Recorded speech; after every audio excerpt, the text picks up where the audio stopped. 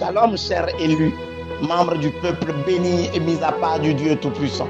Béni soit le nom de l'Éternel des armées pour ses merveilles sans nombre et en perpétuel renouvellement et accomplissement dans ta vie.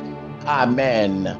Notre méditation matinale est tirée du livre d'Ézéchiel, Ézéchiel 35 au verset 10. Il est écrit: parce que tu as dit, les deux nations, les deux pays seront à moi et nous en prendrons possession. Quand même, l'Éternel était là. Fin de citation. C'était Ézéchiel 35 au verset 10. Le thème tiré de cette lecture biblique pour notre méditation est: l'Éternel était là. Alors, quelques réflexions et commentaires. Les princes d'Édom virent toute la contrée laissée à la désolation et y escomptaient une conquête facile. Mais il y avait une grande difficulté sur leur chemin, tout à fait inconnue pour eux. L'Éternel était là. Et sa présence place une sécurité spéciale sur la terre choisie.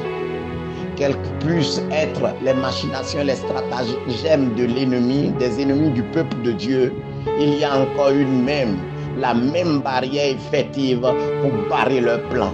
Amen. Les saints enfants de Dieu, les mis à part, sont l'héritage de Dieu. Et il est au milieu d'eux et les protégera son bien-aimé. Quelle consolation cette assurance produit en nous tous les jours de troubles et de conflits spirituels. Nous sommes constamment exposés et toujours préservés. Nous sommes toujours préservés. Combien de fois Satan tire ses flèches contre notre foi, mais notre foi défie la puissance des flèches pernicieuses de l'enfer. Et elles ne sont pas seulement détournées, mais elles sont éteintes sur le bouclier, car le Seigneur est là. Nos bonnes œuvres sont l'objet des attaques de Satan. Un saint a-t-il quelque vertu ou grâce qui ne serait pas le but des boulettes de l'enfer?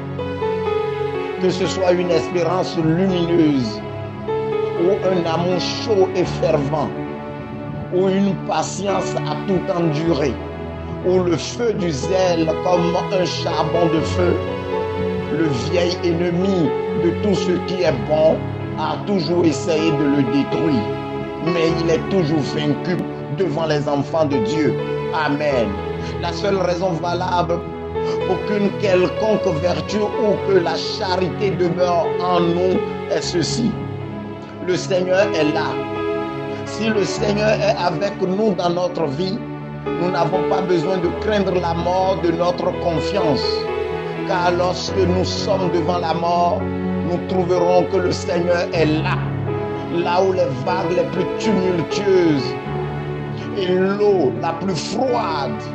Nous ressentirons le fond et saurons que c'est bon. Nos pieds tiendront sur le rocher des sages, tandis que le temps passe. Bien-aimés de la méditation matinale suivie de prière, depuis le premier pas de votre vie chrétienne jusqu'au dernier pas, la seule raison qui fait que le pèlerin ne périt pas est: le Seigneur est là. C'est la raison unique. Le Seigneur est là. Quand le Dieu de l'amour éternel changera et abandonnera ses élus au péril, alors l'église de Dieu pourra être détruite. Mais pas avant, parce qu'il est écrit: Jéhovah Shammah, l'Éternel est là. L'Éternel est là. L'Éternel a entendu. Gloire au Tout-Puissant Dieu pour les merveilles, ces merveilleuses promesses qui sont déjà accomplies et dont nous jouissons au quotidien.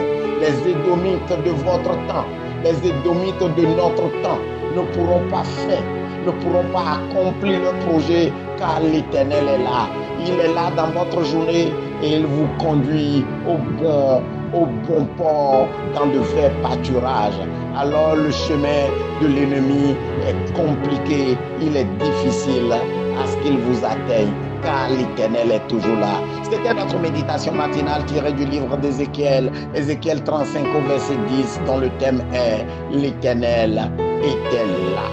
Demeurez bénis, bonne méditation à vous et féconde journée sous la protection divine. Votre humble serviteur pour cette méditation, le berger commun.